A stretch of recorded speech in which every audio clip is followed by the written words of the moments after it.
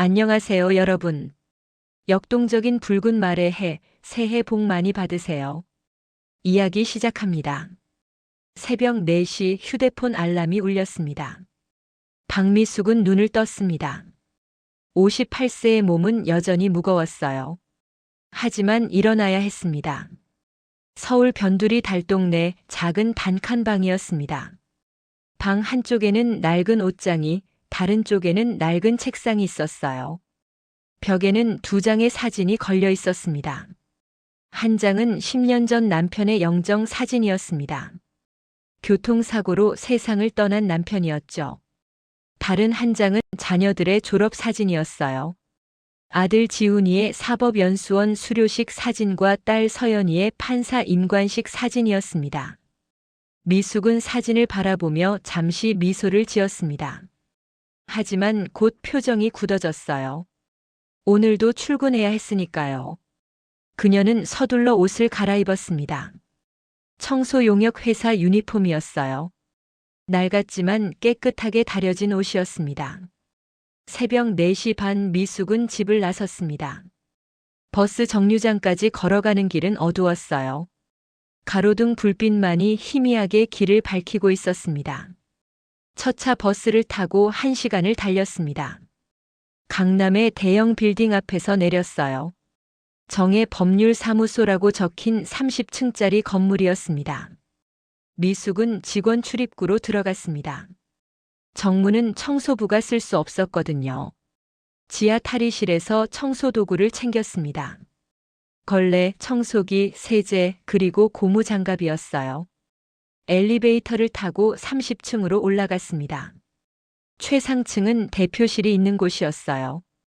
여기부터 청소를 시작해야 했습니다. 복도는 조용했습니다. 아직 아무도 출근하지 않은 시간이었거든요. 미숙은 대표실 앞에 섰습니다. 문패에는 대표 변호사 강민재라고 적혀 있었어요. 그 이름을 볼 때마다 미숙의 가슴은 무거워졌습니다. 20년 전이 떠올랐거든요. 20년 전 미숙은 38세였습니다. 남편이 교통사고로 세상을 떠난 지 1년이 지난 때였어요. 12살 아들과 9살 딸을 키워야 했습니다.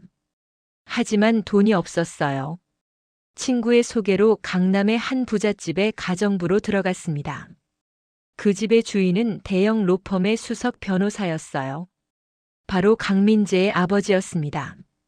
그때 강민재는 28세였습니다. 미국 로스쿨을 갓 졸업하고 돌아와 아버지 밑에서 일하고 있었어요. 거만하고 오만한 청년이었습니다. 여기 물 좀 가져와. 강민재는 미숙을 부를 때 항상 반말이었어요. 나이가 10살이나 많은데도 말이죠. 청소 제대로 해. 먼지 남아있잖아. 밥이 왜 이래? 맛없어. 가정부 주제에 말대꾸야? 매일같이 쏟아지는 무시와 모욕이었습니다.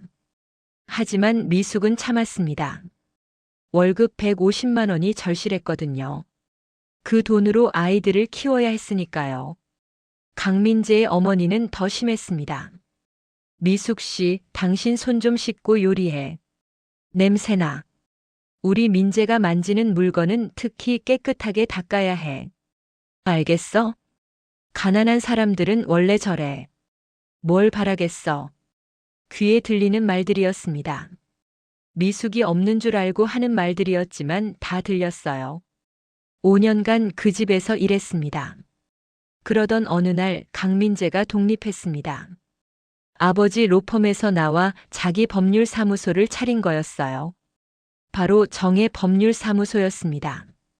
그리고 미숙에게 말했습니다. 우리 사무실 청소 맡아. 급여는 180만 원 줄게. 미숙은 거절하고 싶었습니다. 하지만 그럴 수 없었어요.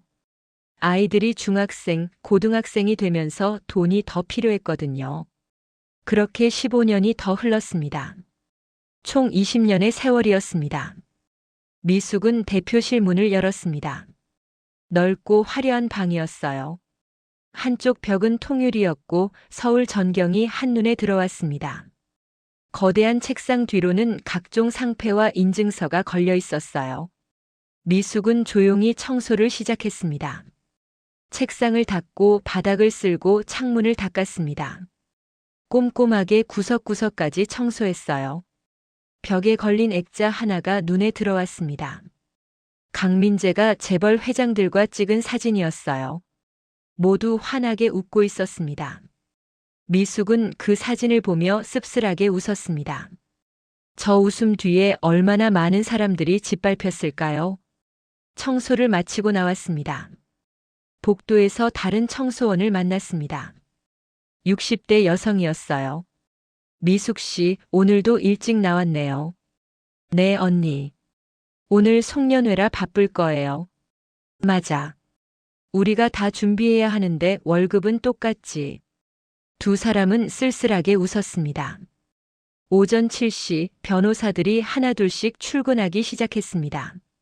미숙은 복도에서 청소를 하고 있었어요. 지나가는 변호사들은 그녀를 못 본 척했습니다. 아무도 인사하지 않았어요. 오전 9시 강민재가 출근했습니다. 그는 명품 정장을 입고 있었어요. 손에는 명품 가방을 들고 있었습니다. 복도에서 청소하던 미숙과 마주쳤습니다. 강민재는 미숙을 힐끗 보더니 인상을 찌푸렸어요. 복도 청소 아직도 안 끝났어요? 직원들 다니기 불편하잖아.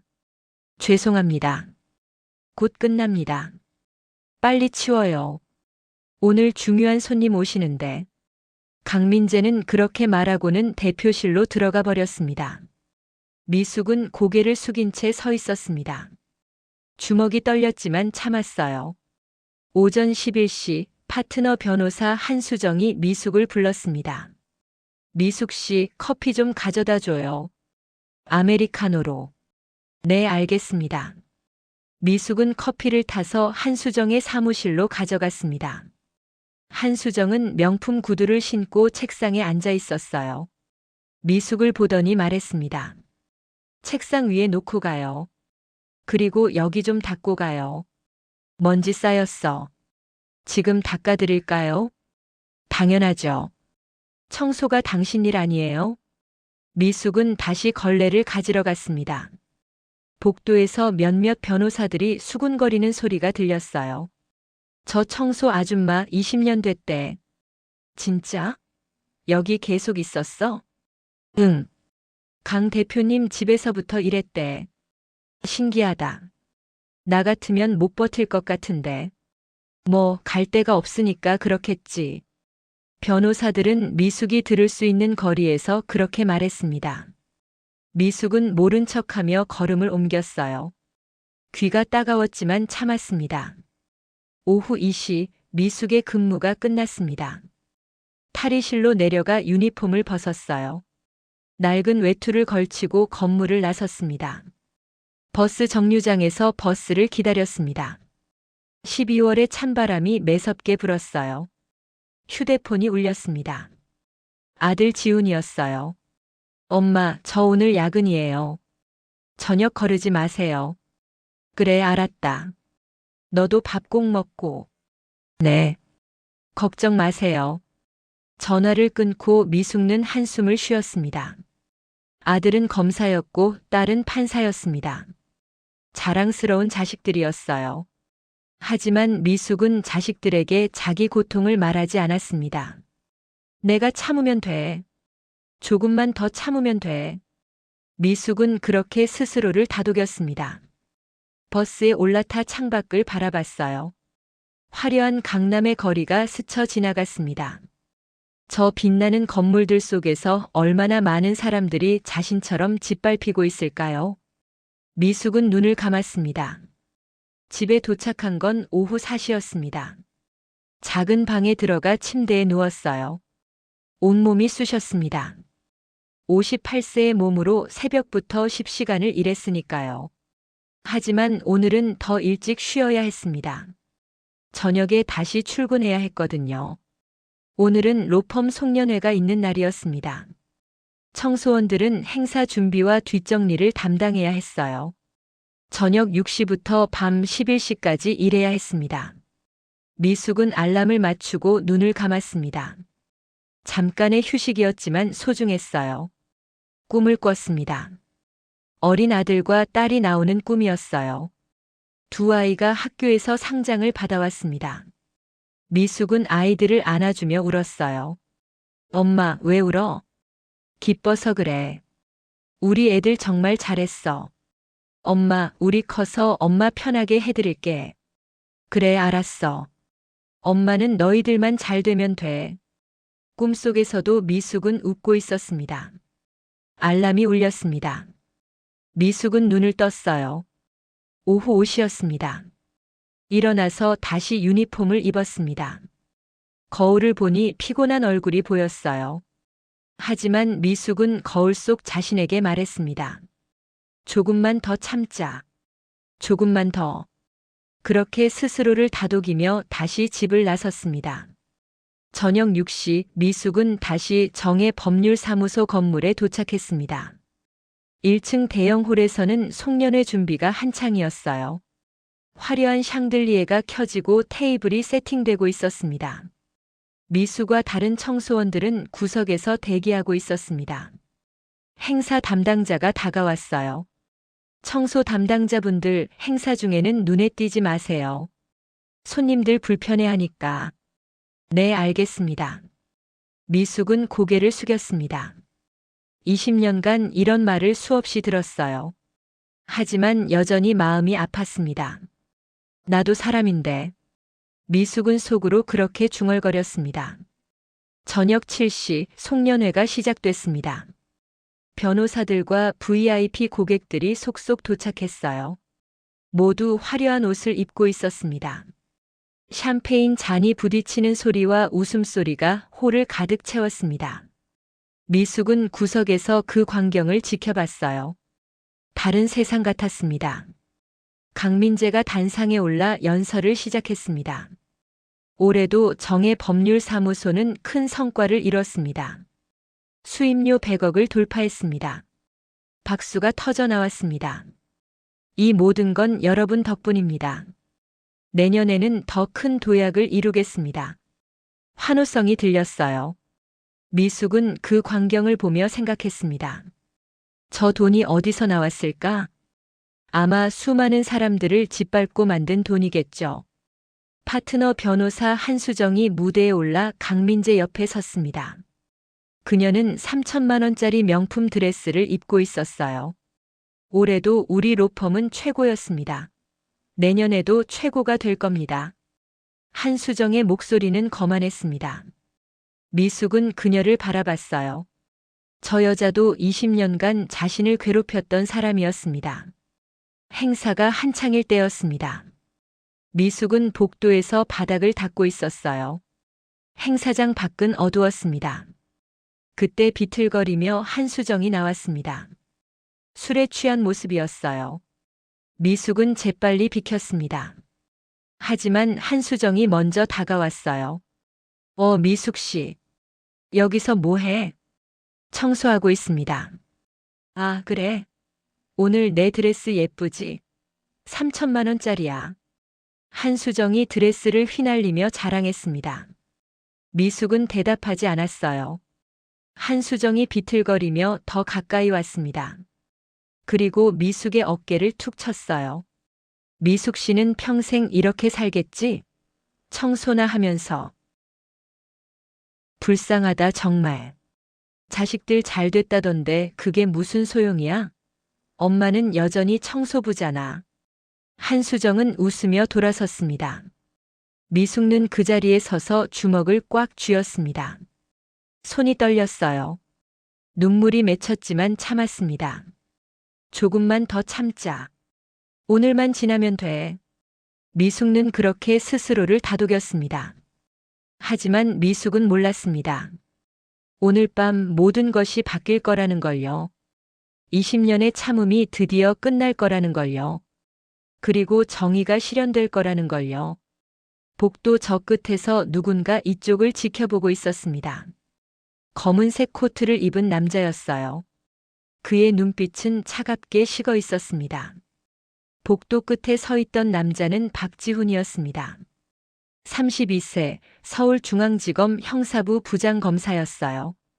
검은색 코트 아래로는 정장이 보였습니다. 지우는 법대 동기를 만나러 왔습니다. 그 친구가 정의 법률사무소에서 일하고 있었거든요. 송년회에 초대받았어요. 하지만 조금 늦게 도착했습니다. 복도에서 누군가 쓰러질 뻔한 모습을 봤어요. 그리고 그 사람이 누군지 알아봤습니다. 어머니였습니다. 한수정은 미숙의 어깨를 툭 치고는 비틀거리며 화장실로 갔습니다. 미숙은 그 자리에 서서 주먹을 쥐고 있었어요. 손이 떨렸습니다. 참자. 오늘만 지나면 돼. 미숙은 스스로를 다독이며 다시 청소를 시작했습니다. 송년회는 계속되고 있었어요. 홀에서는 웃음소리와 음악소리가 들렸습니다. 미숙은 복도 끝으로 가서 창문을 닫기 시작했습니다. 그때였습니다. 엄마. 뒤에서 낮은 목소리가 들렸어요.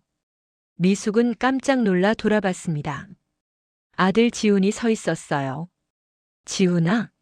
여기 왜? 친구 만나러 왔는데. 엄마는 여기서 뭐 하세요?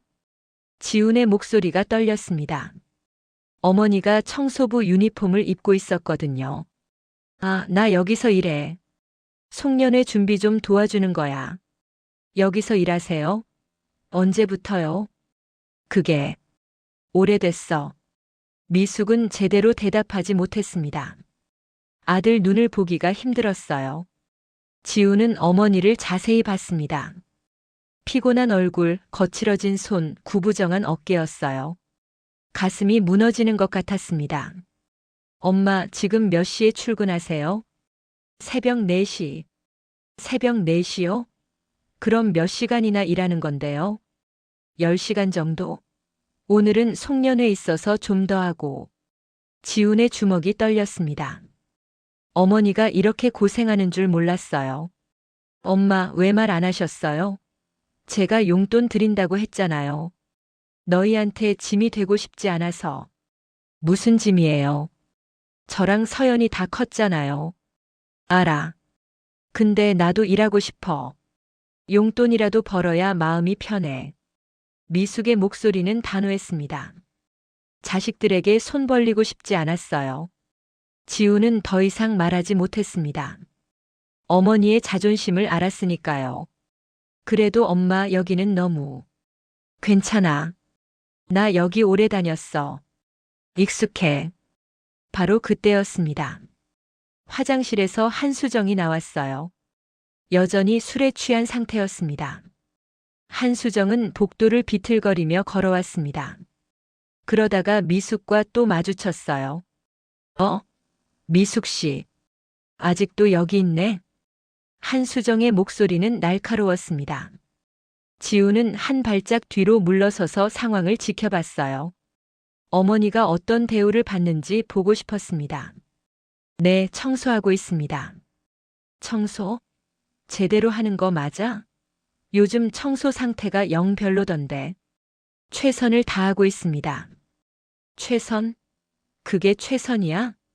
20년 넘게 일했으면 좀 잘해야 하는 거 아니야? 한수정은 비웃듯 말했습니다. 지훈의 눈빛이 차갑게 식었어요.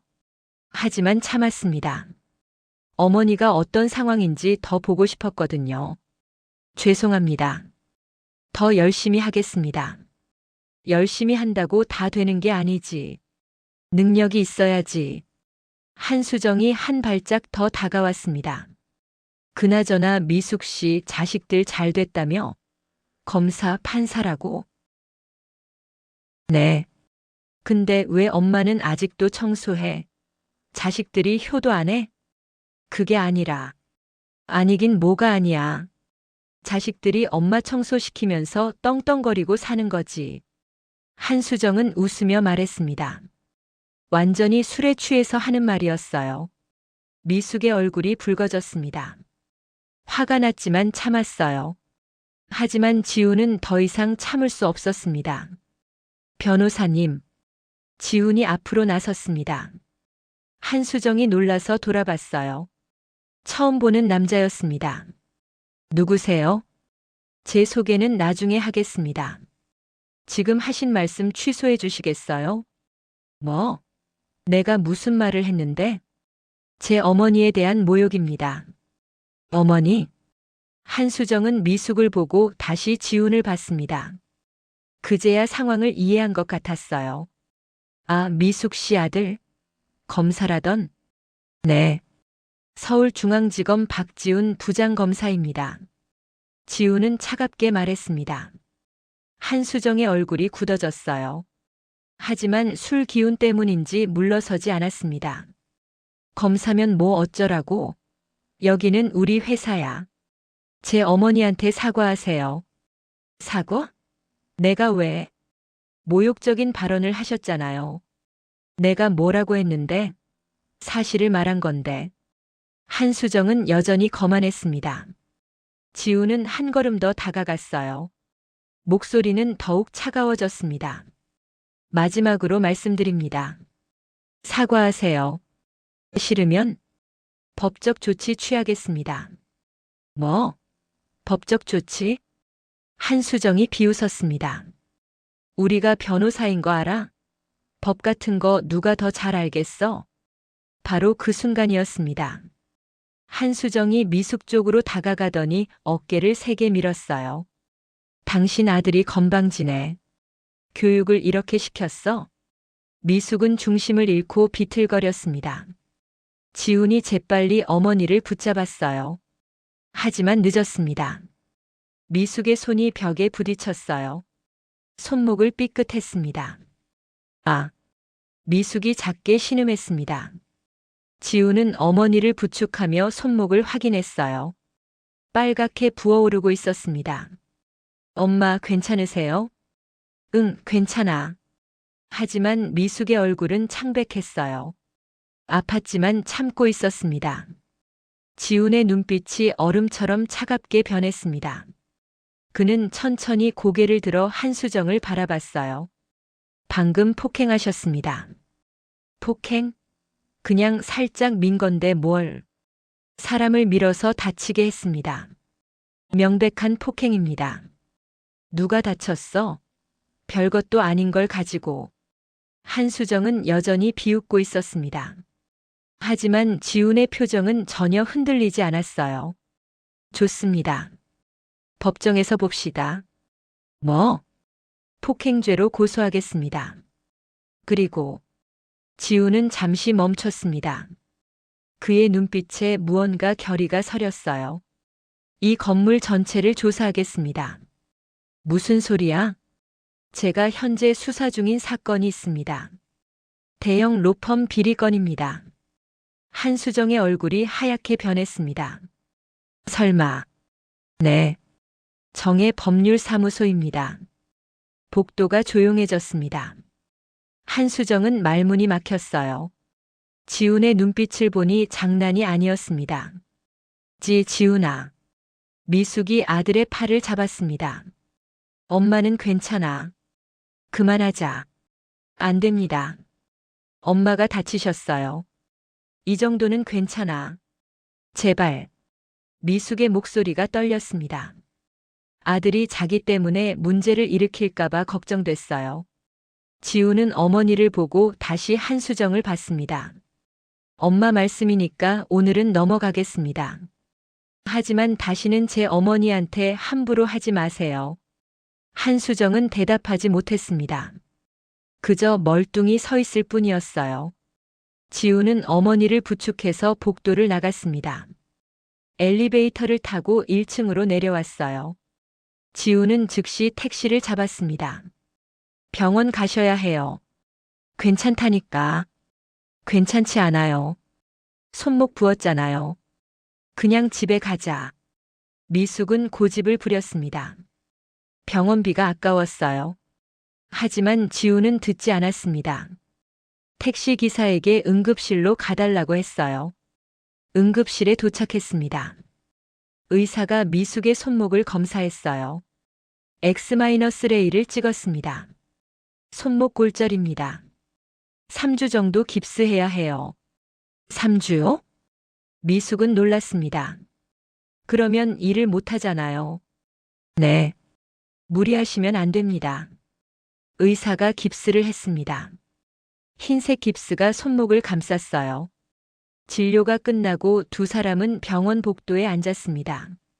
지훈이 먼저 입을 열었어요. 엄마 정말 몰랐어요. 엄마가 그런 대우를 받는 줄. 괜찮아. 나 원래 그랬어. 괜찮지 않아요. 20년이나요? 미숙은 대답하지 않았습니다. 그저 창밖을 바라봤어요. 엄마 일 그만두세요. 안 돼. 왜요? 나도 일하고 싶어. 너희한테 짐 되고 싶지 않아. 미숙의 목소리는 단호했습니다. 엄마는 짐이 아니에요. 저희 엄마세요. 알아. 근데 내가 일 안 하면 무료해. 그리고 용돈이라도 벌어야 마음이 편해. 지우는 어머니의 마음을 이해했습니다. 평생 일해온 사람이었어요. 갑자기 일을 그만두면 허전할 겁니다. 그래도 여기는 안 돼요. 다른 데 알아볼게요.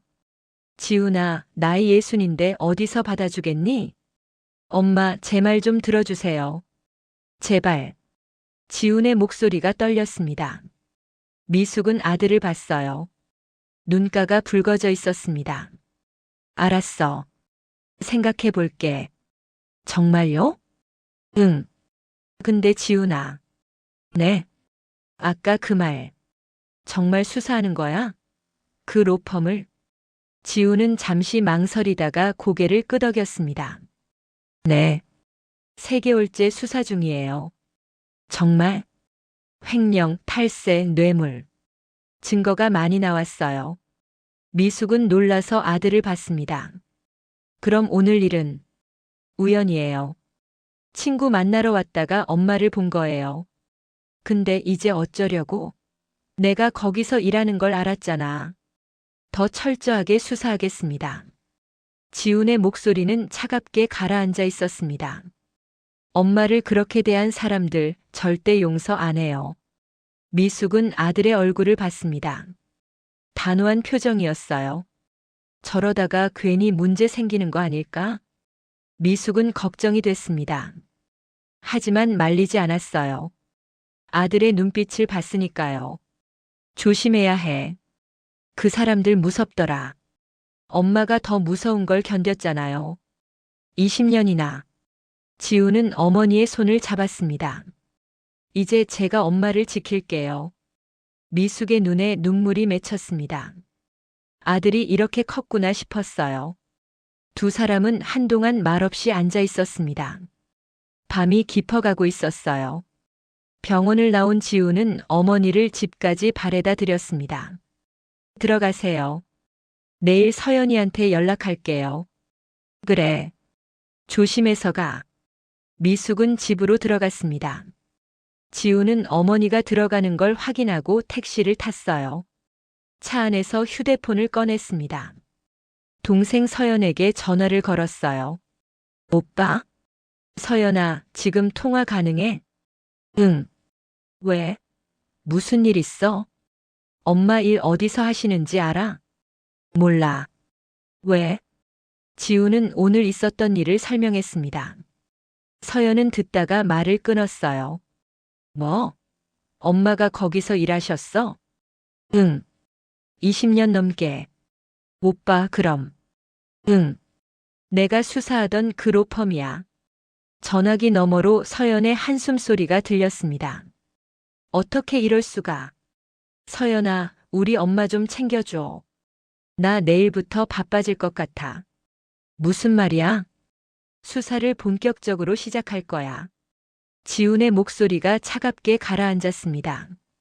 엄마를 20년간 괴롭힌 사람들 하나도 빠짐없이 다 잡을 거야. 오빠 조심해야 해. 큰 로펌이잖아. 알아. 근데 증거는 충분해. 이미 다 확보했어. 정말? 응. 내일부터 움직일게. 전화를 끊고 지우는 창밖을 바라봤습니다. 서울의 야경이 빛나고 있었어요. 화려한 불빛들 사이로 정의 법률사무소 건물이 보였습니다. 지훈의 눈빛이 차갑게 식어갔습니다. 기다려. 곧 너희 차례야. 택시는 밤거리를 달리고 있었습니다.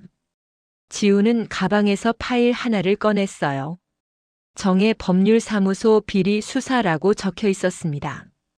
그는 파일을 펼쳤습니다. 증거 자료들이 빼곡하게 들어 있었어요. 횡령 증거, 탈세 증거, 뇌물 증거, 그리고 노동법 위반 증거까지 3개월간 모은 증거들이었습니다. 지우는 그 자료들을 보며 생각했습니다. 어머니를 괴롭힌 건 우연이 아니었어. 이 사람들은 원래 이런 사람들이었어. 그의 결심은 더욱 굳어졌습니다. 내일부터 본격적인 수사가 시작될 거였어요. 그리고 정의가 실현될 거였습니다. 다음 날 아침 지우는 직검에 일찍 출근했습니다. 시계는 오전 7시를 가리키고 있었어요. 아직 출근하지 않은 동료들이 많았습니다. 지우는 자리에 앉아 파일을 펼쳤습니다. 정의 법률사무소 비리 수사 파일이었어요. 3개월간 모은 증거들이 빼곡했습니다.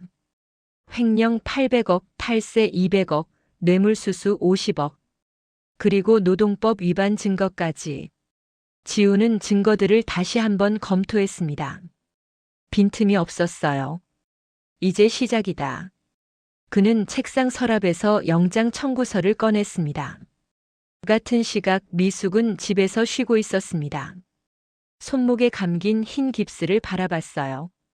어제 일이 꿈만 같았습니다. 아들이 자신을 보호해준 일, 한수정의 폭행, 병원에서의 대화. 모든 게 현실이었습니다. 휴대폰이 울렸습니다. 딸 서연이었어요. 엄마 괜찮으세요? 응, 괜찮아. 오빠한테 들었어요. 손목 많이 아프세요? 이 정도는 괜찮아. 걱정 마. 엄마, 오늘 병원 가셔야 하면 제가 모시러 갈게요. 아니야, 괜찮아. 너도 바쁘잖아. 엄마가 더 중요해요. 서연의 목소리가 떨렸습니다. 그동안 몰라서 죄송해요. 엄마가 그런 곳에서 일하시는 줄. 너희 탓이 아니야. 엄마가 말 안 했으니까. 그래도. 서연아, 괜찮아. 정말로. 미숙은 딸을 안심시켰습니다. 하지만 마음 한편은 무거웠어요. 아들이 수사를 시작한다고 했습니다. 큰일이 벌어질 것 같았어요. 괜히 애들이 고생하는 거 아닐까? 미숙은 걱정이 됐습니다. 오전 10시 지우는 후배 검사들을 소집했습니다. 회의실에 5명이 모였어요. 오늘부터 본격적인 수사에 들어갑니다.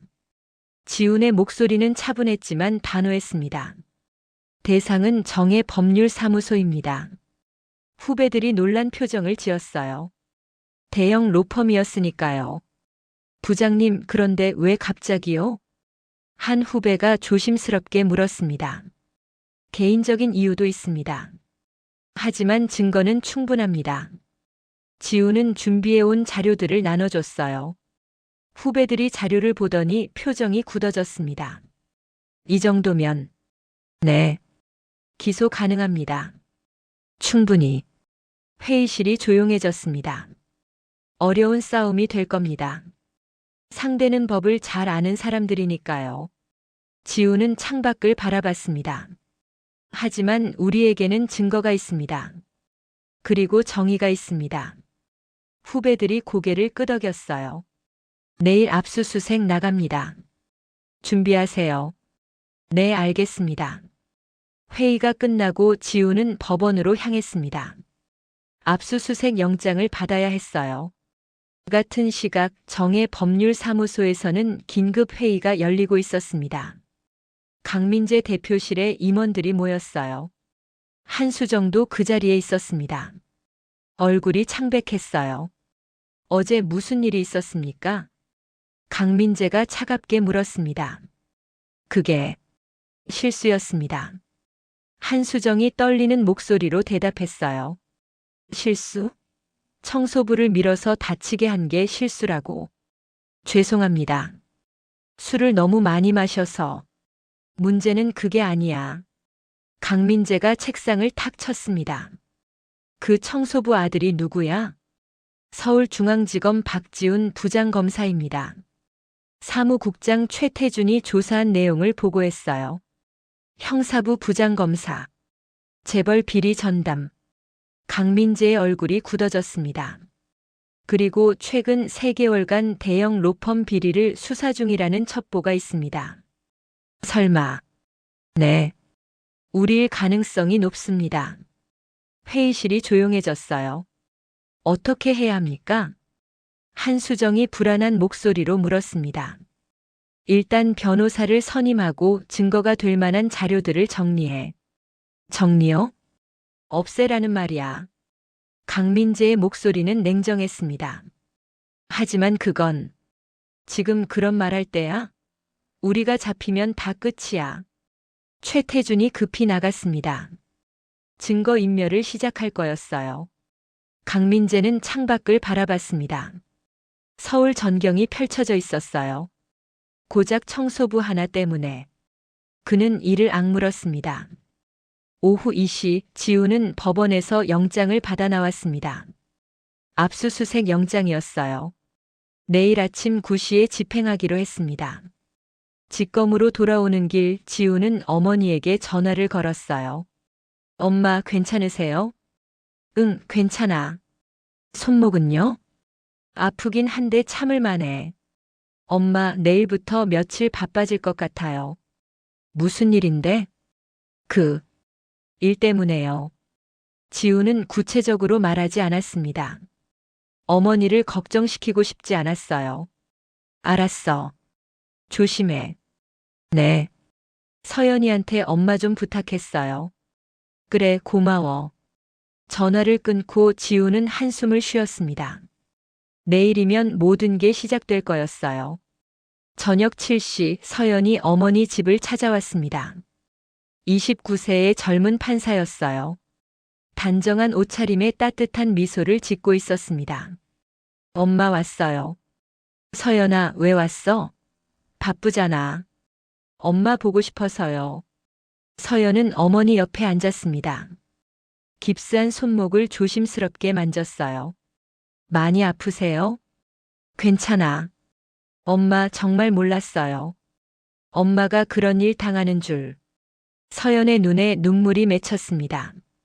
괜찮다니까. 다 지나간 일이야. 오빠가 내일부터 수사 들어간대요. 그래? 네. 그 로펌을요. 미숙은 딸을 봤습니다. 서연도 알고 있었어요. 서연아, 괜찮을까? 오빠가 너무 무리하는 거 아닐까? 오빠는 준비가 되어 있대요. 증거도 충분하고. 그래도 걱정되네. 엄마, 오빠를 믿어요. 우리 오빠 언제 일을 잘못해 본 적 있어요? 서연이 웃으며 말했습니다. 미숙도 따라 웃었어요. 하지만 여전히 걱정이었습니다. 엄마, 사실 저도 관련이 있어요. 뭐? 제가 맡은 사건 중에 그 로펌 관련된 게 있거든요. 어떤 사건인데? 청소원들 집단 산재 소송이요.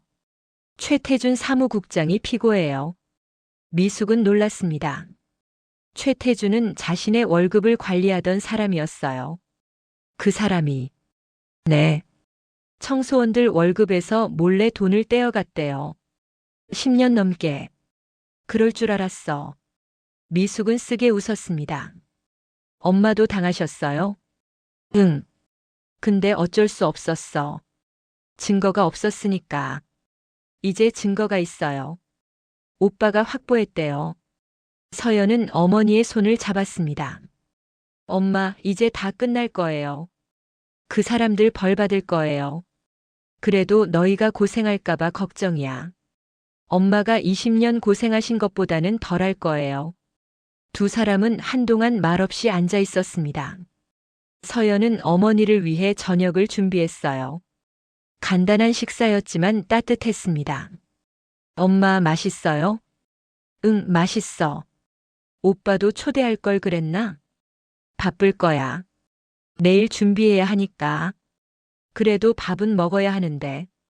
서연이 오빠에게 문자를 보냈어요. 잠시 후 답장이 왔습니다. 나 직검에서 먹었어. 엄마 잘 챙겨줘. 서연은 핸드폰을 보며 웃었습니다. 오빠다운 답장이었어요. 밤 11시 지우는 여전히 사무실에 있었습니다. 내일 압수수색을 위한 마지막 점검을 하고 있었어요. 후배 검사들도 남아서 준비를 돕고 있었습니다. 부장님 다 준비됐습니다. 수고했어. 내일 아침 8시에 집합. 네, 알겠습니다. 후배들이 퇴근하고 지훈만 남았습니다. 그는 창밖을 바라봤어요. 서울의 밤은 여전히 밝았습니다. 저 멀리 정의 법률사무소 건물이 보였어요. 여전히 불이 켜져 있었습니다. 저들도 준비하고 있겠지. 지우는 생각했습니다. 증거인멸을 시도할 거예요. 하지만 이미 늦었습니다. 중요한 증거는 이미 확보했으니까요. 내부 제보자도 있었습니다. 3개월 전부터 협조하고 있었어요. 내일이면 끝이다. 지우는 파일을 닫았습니다. 가방을 챙겨 사무실을 나섰어요. 복도는 조용했습니다. 야근하는 사람이 거의 없었어요. 엘리베이터를 타고 1층으로 내려왔습니다. 밖으로 나오니 차가운 바람이 불었어요. 12월의 겨울이었습니다. 지우는 외투깃을 세우고 걸었습니다. 집까지 걸어가기로 했어요. 머리를 정리하고 싶었습니다. 한강이 보이는 길을 걸었습니다. 강물은 조용히 흘러가고 있었어요. 엄마, 제가 지켜드릴게요. 지우는 속으로 다짐했습니다. 20년간 참아온 어머니의 고통, 어제 본 어머니의 눈물. 그 모든 것이 내일 끝날 거였습니다. 같은 시각 정의 법률사무소 30층 대표실. 강민재는 여전히 사무실에 있었습니다. 최태준이 들어왔어요. 다 처리했습니다. 확실해? 네. 중요한 서류는 다 없앴습니다. 컴퓨터는 하드 전부 포맷했습니다. 좋아. 강민재는 안도의 한숨을 쉬었습니다. 하지만 대표님, 왜? 혹시 내부 제보자가 있으면 어쩌죠? 강민재의 표정이 굳어졌어요. 설마. 검찰이 3개월이나 수사했다면 내부 정보가 있을 가능성이 높습니다. 누가 배신했을까? 모르겠습니다. 하지만 조심해야 합니다. 강민재는 직원 명단을 떠올렸습니다. 누가 배신했을까? 하지만 알 수 없었어요. 일단 내일 보자. 검찰이 오면 변호사들이 대응할 거야. 네, 알겠습니다. 최태준이 나가고 강민재는 혼자 남았습니다. 그는 창밖을 바라봤어요. 20년 전이 떠올랐습니다. 아버지 집에서 일하던 가정부 박미숙. 그때부터 무시했었죠. 가난한 사람이었으니까요. 로펌을 차린 후에도 그녀를 데려왔습니다. 편리했으니까요. 20년간 괴롭혔습니다. 당연한 일이라고 생각했어요. 하지만 이제 그 대가를 치러야 할 것 같았습니다. 고작 청소부 하나 때문에. 강민재는 주먹을 쥐었습니다. 하지만 이미 늦었어요. 내일이면 모든 게 드러날 테니까요. 새벽 5시 지우는 일어났습니다. 오늘이 바로 그날이었어요. 샤워를 하고 정장을 입었습니다. 넥타이를 매며 거울을 봤어요. 단호한 얼굴이 비쳤습니다. 시작이다. 지우는 집을 나섰습니다. 새벽 거리는 고요했어요. 아직 사람들이 없었습니다. 직검에 도착하니 후배들이 이미 와 있었습니다. 부장님, 준비 다 됐습니다. 수고했어. 출발하자. 검사와 수사관 총 10명이 차에 탔습니다. 2대의 승합차가 움직이기 시작했어요. 목적지는 정의 법률사무소였습니다. 차 안은 조용했습니다. 모두가 긴장하고 있었어요. 지우는 창밖을 바라봤습니다. 어느새 해가 떠오르고 있었어요. 새로운 하루가 시작되고 있었습니다. 그리고 정의도 시작되고 있었습니다. 차는 강남으로 향하고 있었습니다. 정의 법률사무소를 향해. 오전 9시 2대의 승합차가 정의 법률사무소 앞에 멈췄습니다. 지훈과 수사팀 10명이 내렸어요. 모두 정장 차림이었습니다. 준비됐습니까? 네, 부장님. 시작하죠. 지훈은 건물 안으로 들어갔습니다. 1층 로비는 평소처럼 한산했습니다. 경비원이 다가왔어요. 무슨 일이십니까? 서울중앙지검 형사부입니다. 압수수색 영장 집행하러 왔습니다. 지훈이 영장을 보여줬습니다. 경비원의 얼굴이 굳어졌어요. 잠깐만 기다려 주십시오. 그는 급히 내선 전화를 걸었습니다. 위층에 보고하는 거였어요. 지훈은 기다리지 않았습니다. 우리는 올라가겠습니다. 수사팀이 엘리베이터로 향했습니다. 경비원이 막으려 했지만 소용없었어요. 법적 권한이 있었으니까요. 30층 대표실로 올라갔습니다. 엘리베이터 문이 열렸습니다. 복도에는 이미 몇몇 직원들이 서 있었어요. 긴장한 표정이었습니다. 지훈은 그들을 지나쳐 대표실로 향했습니다. 문을 열고 들어갔어요. 강민재가 책상에 앉아 있었습니다. 변호사 2명이 옆에 서 있었어요. 박지훈 부장검사님, 이렇게 급하게 오실 필요까지 있었습니까? 강민재의 목소리는 침착했습니다. 하지만 눈빛은 흔들리고 있었어요. 압수수색 영장입니다. 지훈이 영장을 내밀었습니다. 강민재가 영장을 받아봤어요. 혐의 목록이 길었습니다. 횡령, 배임, 탈세, 뇌물수수, 노동법 위반, 폭행. 이건 너무 과하지 않습니까? 증거가 있으니까 영장이 나온 겁니다. 지훈의 목소리는 차갑게 가라앉아 있었습니다. 수색 시작하겠습니다. 수사관들이 방 안으로 들어왔어요. 책상 서랍을 열고 금고를 확인하고 컴퓨터를 압수했습니다. 잠깐, 금고는 안 됩니다. 개인 물품이 영장 범위 아닙니다.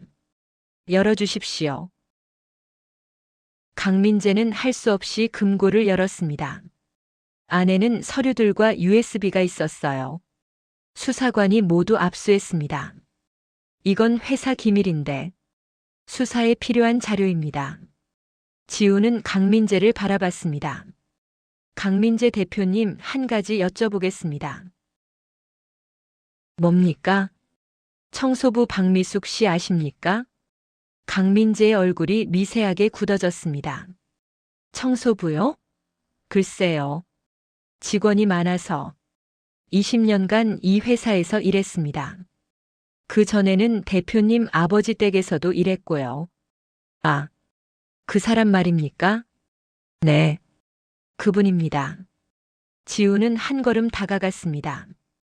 그분이 제 어머니십니다. 순간 강민재의 안색이 하얗게 변했습니다. 옆에 서 있던 변호사들도 당황한 표정이었어요. 그래서 이러시는 겁니까? 아닙니다. 이 수사는 3개월 전부터 진행되던 겁니다. 지훈이 파일 하나를 꺼냈습니다. 다만 어제 일로 속도가 빨라졌을 뿐입니다. 무슨? 한수정 변호사가 제 어머니를 폭행했습니다. 손목이 골절됐어요. 강민재는 말문이 막혔습니다. 한수정 변호사는 어디 계십니까? 그건 바로 그때 문이 열리고 한수정이 들어왔습니다. 그녀는 지훈을 보자마자 얼어붙었어요. 한수정 변호사님. 지훈이 그녀를 바라봤습니다. 어제 송년회에서 박미숙 씨를 폭행하신 거 맞습니까? 그건 실수였습니다. 실수로 사람을 밀어서 손목을 부러뜨렸습니까? 저는 그냥 CCTV 확보했습니다. 명백한 폭행입니다. 한수정의 얼굴이 창백해졌어요. 그리고 최태준 사무국장님은 어디 계십니까? 저 여기 있습니다. 최태준이 복도에서 조심스럽게 들어왔습니다. 청소원 임금 착취건 아시죠? 그건 오해입니다. 저는 장부 확보했습니다. 10년간 매달 청소원 월급에서 10%씩 빼돌렸더군요. 최태준은 대답하지 못했습니다. 지우는 세 사람을 차례로 바라봤어요. 강민재 대표 횡령 800억.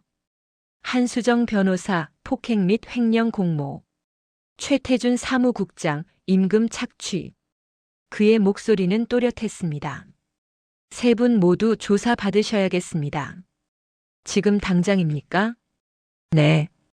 지금 당장. 같은 시각 미숙은 집에서 TV를 보고 있었습니다. 뉴스 속보가 떴어요. 대형 로펌 정의 법률사무소 압수수색. 미숙은 놀라서 TV에 다가갔습니다. 화면에는 정의 법률사무소 건물이 보였어요. 검찰 수사관들이 출입하고 있었습니다. 서울중앙지검은 오늘 오전 대형 로펌 정의 법률사무소를 전격 압수수색했습니다. 리포터의 목소리가 들렸어요. 횡령 800억 원 규모의 대형 비리 혐의입니다. 미숙은 TV를 보며 눈물을 흘렸습니다. 지훈이가 정말 했구나. 휴대폰이 울렸습니다. 딸 서연이었어요. 엄마 TV 봤어요? 응, 지금 보고 있어.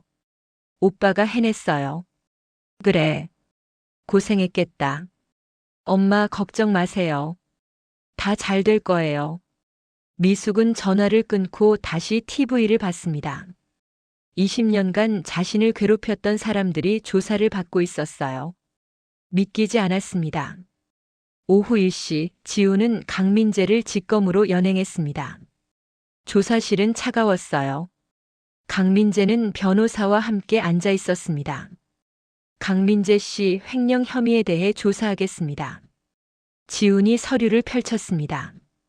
2020년부터 2025년까지 5년간 회사 자금 800억을 빼돌렸습니다. 그건 오해입니다. 정당한 업무상 지출이 비자금 조성 증거가 있습니다. 지훈이 통장 사본을 내밀었어요. 페이퍼 컴퍼니를 통해 돈을 빼돌렸더군요. 강민재의 얼굴이 굳어졌습니다. 그리고 이 돈 중 50억은 정치인들에게 뇌물로 갔습니다. 그건 녹취록도 있습니다. 지훈이 파일을 한 장씩 넘겼어요. 모든 증거가 명확했습니다. 강민재는 변명할 수 없었어요. 내부 제보자가 있었습니다. 3개월 전부터 협조하고 있었죠. 누구입니까? 그건 말씀드릴 수 없습니다. 하지만 귀사의 전 재무팀장입니다. 강민재는 고개를 떨궜습니다. 배신당한 거였어요. 한 가지 더 여쭤보겠습니다. 지훈이 사진 한 장을 내밀었습니다. 어머니 미숙의 사진이었어요. 20년간 이분을 어떻게 대하셨습니까? 말씀하십시오. 잘못했습니다. 강민재의 목소리가 떨렸습니다. 구체적으로 말씀해 주십시오. 무시했습니다. 하대했습니다. 사람으로 대하지 않았습니다. 왜입니까? 가난했으니까요. 청소부였으니까요. 지우는 잠시 침묵했습니다. 그게 이유가 됩니까? 아닙니다. 가난이 죄입니까? 아닙니다. 청소부가 사람이 아닙니까? 죄송합니다. 강민재는 처음으로 진심으로 사과했습니다. 하지만 이미 늦었어요. 오후 5시 지우는 조사를 마치고 사무실로 돌아왔습니다. 후배 검사가 보고서를 가져왔어요. 부장님, 압수한 자료 분석 끝났습니다. 결과는 횡령 확실합니다. 탈세도 명확하고요. 좋습니다. 구속영장 청구 준비하세요. 네, 알겠습니다. 지우는 창밖을 바라봤습니다. 해가 지고 있었어요. 긴 하루였습니다. 하지만 보람 있었어요. 휴대폰이 울렸습니다. 어머니였습니다. 엄마, 지훈아 뉴스 봤어. 네. 고생했다. 괜찮아요. 미안해. 너 때문에 이렇게. 엄마 잘못 아니에요. 지훈의 목소리가 따뜻해졌습니다. 저는 제 일을 한 것뿐이에요. 그리고, 응? 엄마가 20년 참은 거 이제 끝났어요. 미숙은 전화기 너머로 울고 있었습니다. 고맙다, 지훈아. 천만에요, 엄마. 전화를 끊고 지훈은 미소를 지었어요. 저녁 7시 서연이 어머니 집을 찾아왔습니다. 엄마, 축하해요. 뭘 축하해? 오빠가 해냈잖아요. 그 사람들 다 잡았어요. 그래. 믿기지 않네.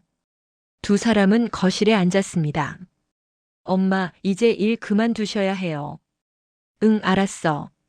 손목도 이렇게 됐으니까. 그게 아니라요. 이제 편히 쉬셔야 해요. 서연이 어머니 손을 잡았습니다. 20년 고생하셨잖아요. 괜찮아. 너희들 잘 커줘서. 엄마.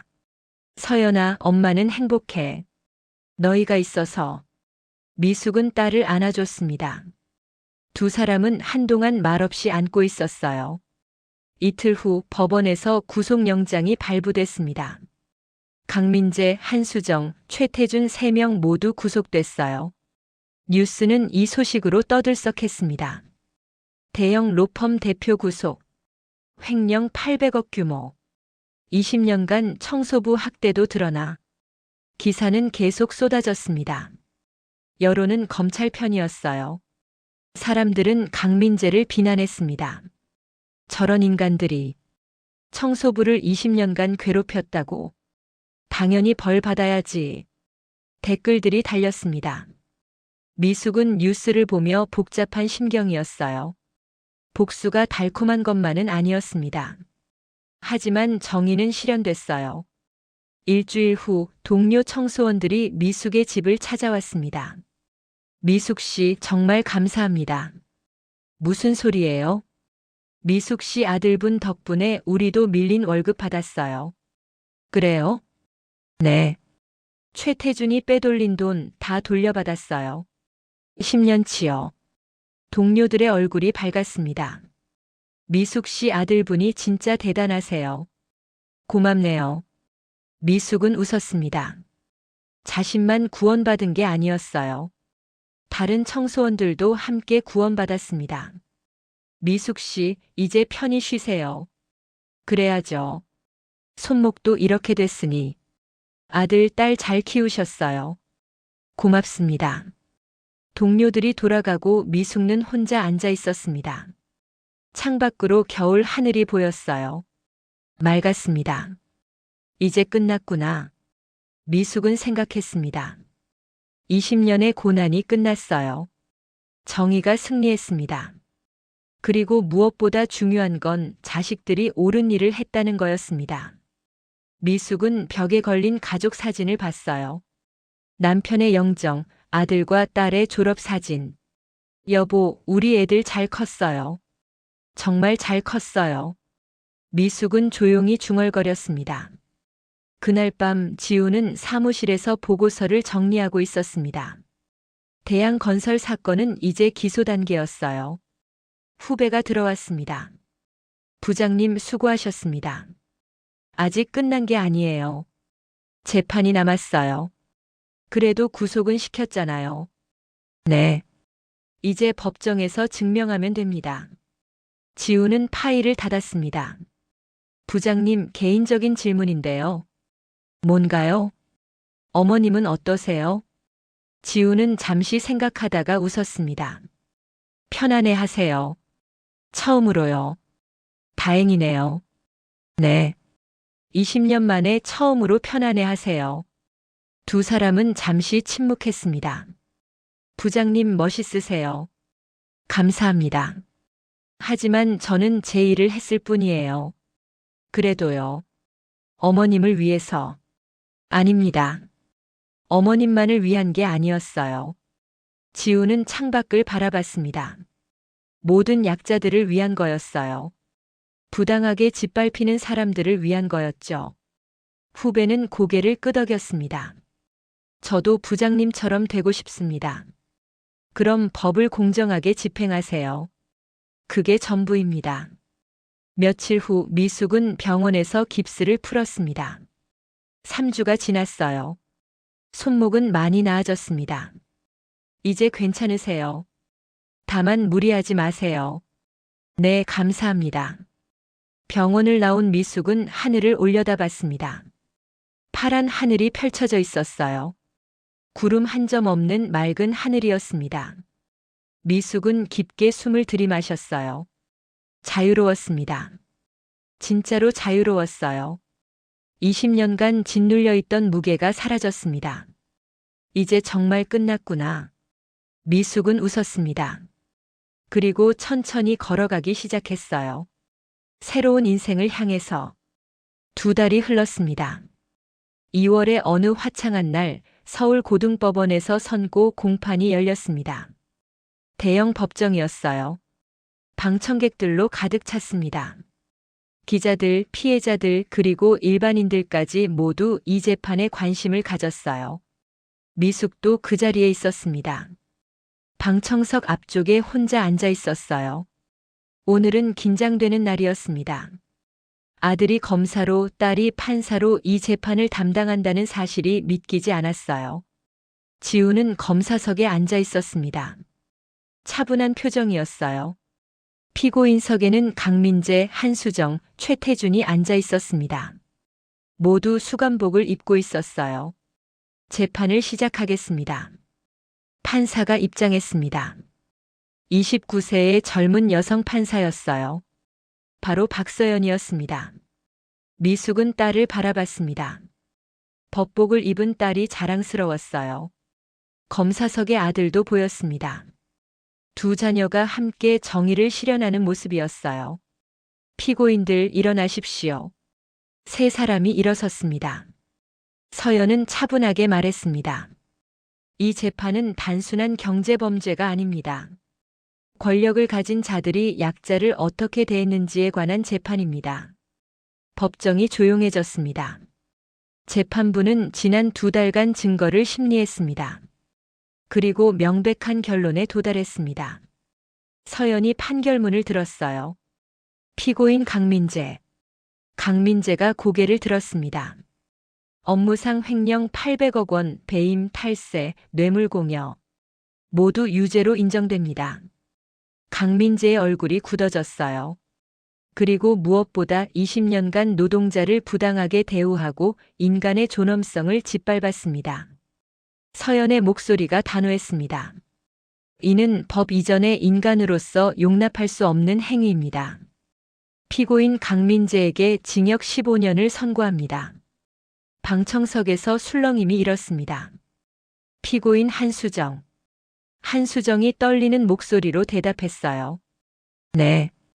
횡령 공모 그리고 폭행. 특히 58세 노동자를 폭행하여 상해를 입힌 행위는 중대한 범죄입니다. 피고인 한수정에게 징역 8년을 선고합니다. 한수정은 그 자리에서 주저앉았습니다. 피고인 최태준. 네. 10년간 노동자들의 임금을 착취했습니다. 총 피해액 5억 원. 이는 가난한 이들의 생계를 빼앗은 행위입니다. 피고인 최태준에게 징역 5년을 선고합니다. 망치 소리가 울렸습니다. 법정이 술렁였어요. 방청객들 사이에서 박수 소리가 났습니다. 재판장이 제지했지만 사람들의 얼굴에는 만족스러운 표정이 역력했어요. 미숙은 조용히 눈물을 흘렸습니다. 지훈이 뒤를 돌아봤어요. 어머니와 눈이 마주쳤습니다. 지훈은 작게 고개를 끄덕였어요. 미숙도 고개를 끄덕이며 웃었습니다. 서연은 판사석에서 어머니를 봤습니다. 눈시울이 뜨거워졌지만 참았어요. 판결문을 계속 낭독했습니다. 이 사건은 우리 사회에 중요한 교훈을 남깁니다. 서연의 목소리가 법정에 울려 퍼졌습니다. 경제적 지위나 직업으로 사람을 차별해서는 안 됩니다. 모든 노동은 존엄하며 모든 사람은 평등합니다. 가난은 죄가 아닙니다. 약자를 짓밟는 것이 죄입니다. 방청객들이 조용히 듣고 있었어요. 재판부는 이 판결이 비슷한 처지의 노동자들에게 희망이 되기를 바랍니다. 법은 강자가 아닌 약자를 위해 존재합니다. 서연은 판결문을 내려놓았습니다. 이상으로 선고를 마치겠습니다. 재판이 끝나고 법정 밖은 혼잡했습니다. 기자들이 몰려들었어요. 박 검사님, 한 말씀 부탁드립니다. 지우는 잠시 멈춰섰습니다. 정의가 승리했습니다. 그게 전부입니다. 어머님께서도 오셨다던데요. 네. 어머니가 20년간 참아오신 고통이 오늘 끝났습니다. 소감이 어떠신가요? 지우는 잠시 생각했습니다. 제가 한 건 제 직업상 당연한 일입니다. 하지만 개인적으로는 어머니를 지킬 수 있어서 다행입니다. 기자들이 계속 질문했지만 지우는 정중히 사양했어요. 더 이상은 말씀드릴 게 없습니다. 그는 어머니가 기다리는 곳으로 갔습니다. 미숙은 아들을 보자마자 안아줬어요. 고생했어, 지훈아. 아니에요, 엄마. 당연한 일 했어요. 엄마가 자랑스럽다. 저야말로요. 엄마가 더 자랑스러워요. 두 사람은 한동안 안고 있었습니다. 서연도 법복을 벗고 나왔어요. 엄마. 서연아, 수고했어. 엄마, 이제 정말 끝났어요. 그래. 정말 끝났네. 세 사람은 법원을 나왔습니다. 겨울 햇살이 따뜻했어요. 한 달 후 3월의 어느 날, 미숙은 예전 동료 청소원들을 만났습니다. 작은 식당에서 점심을 먹었어요. 미숙 씨, 요즘 어떻게 지내요? 응, 잘 지내. 일은 안 하세요? 손목도 그렇고 나이도 있고 해서. 쉬고 있어. 그래도 되겠어요? 용돈은? 애들이 챙겨줘. 이제 편하게 쉬라고. 동료들이 부러운 눈으로 봤습니다. 좋겠어요. 자식 잘 키웠어요. 고마워요. 그나저나 미숙 씨 덕분에 우리도 돈 받았잖아요. 맞아요. 10년치 밀린 돈 다 받았어요. 동료들의 얼굴이 밝았습니다. 미숙 씨 아들분이 해결해 줬어요.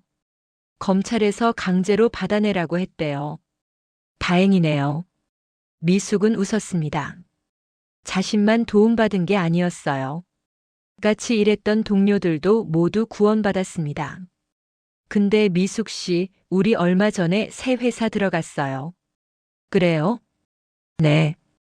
대우가 훨씬 좋아요. 정의 법률사무소 사건 이후로 청소 용역 업체들 감시가 심해졌대요. 다행이네요. 미숙 씨도 하실래요? 아니야.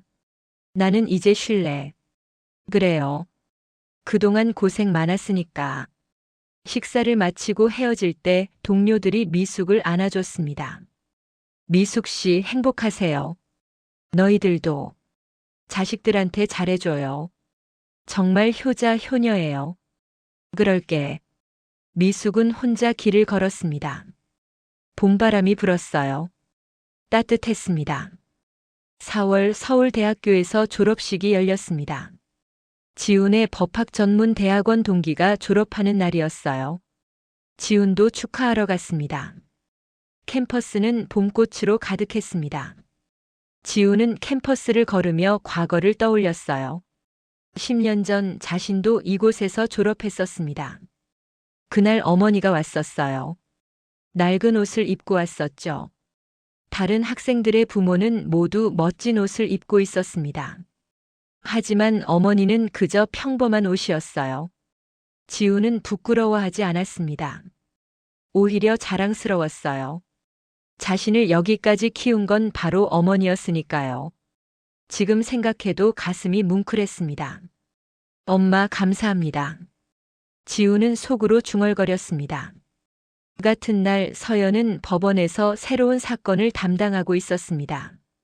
작은 식당을 운영하던 노부부가 건물주에게 쫓겨날 위기였어요. 판사님, 제발 도와주세요. 30년간 이 자리에서 장사했는데. 노부부가 눈물을 흘렸습니다. 서연은 그들을 보며 어머니를 떠올렸어요. 약자의 편에 서는 것.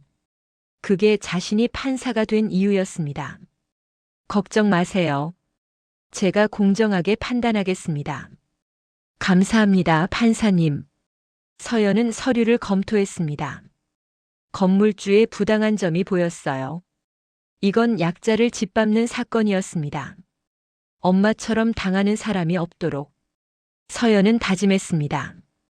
5월 어버이날, 지훈과 서연은 어머니를 모시고 외식을 나갔습니다. 강남의 한 고급 레스토랑이었어요. 여기 너무 비싼 거 아니니? 미숙이 걱정스럽게 물었습니다. 괜찮아요, 엄마. 오늘은 특별한 날이잖아요.